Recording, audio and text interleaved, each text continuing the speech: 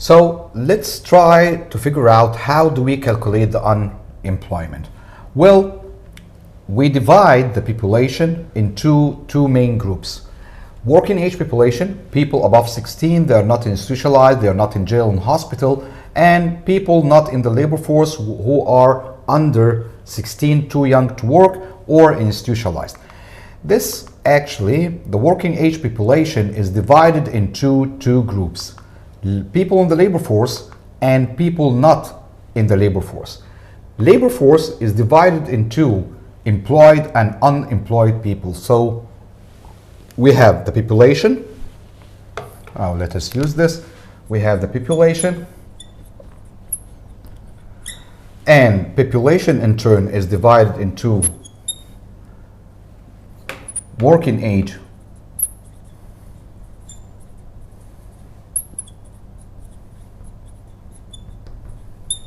and not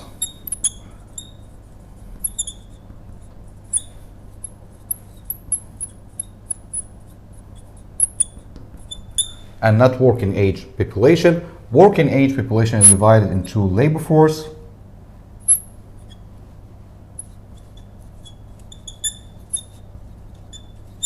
and out of labor force,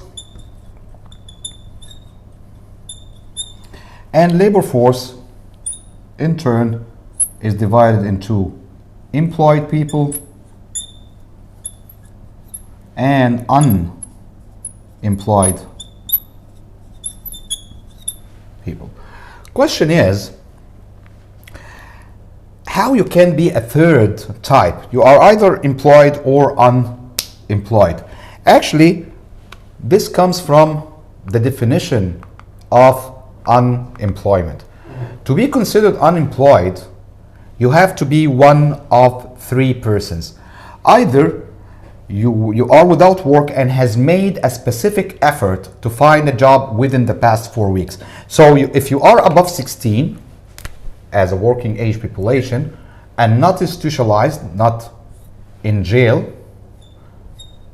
or not in a hospital, however, you still don't have a job and you are not looking for a job. You are out of the labor force.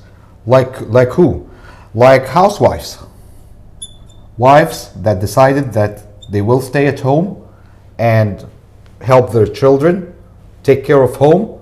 They are above 16, but actually they are not employed and they actually not looking for a job, so they are unemployed. Any student, all the students, all of you guys,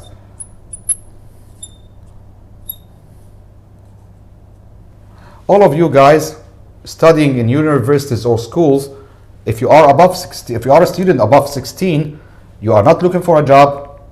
However, you are a working age population, but you are not employed and you are not looking for a job, for you're out of the labor force.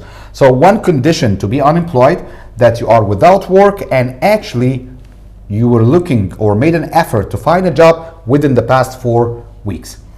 Secondly, if you are waiting to be called back for a job that you will laid off, meaning that you are not looking for a job because actually you have a promise from your company that you will be recalled again for your company, you will be considered unemployed, though you are not making any effort to find a new job. Thirdly, you will be unemployed if you are waiting to start a new job within 30 days. So I will consider you unemployed although you are not searching for a job. So we have a population, working age population above 16, not institutionalized, and people not in the labor force less than 16 years old. And we have working age population is divided into labor force and out of labor force, and labor force in turn is actually divided between unemployed and employed.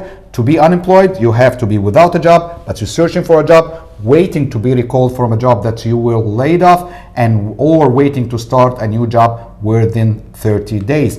Question is, how do we calculate unemployment according to this? So unemployment will be number of people unemployed over the labor force.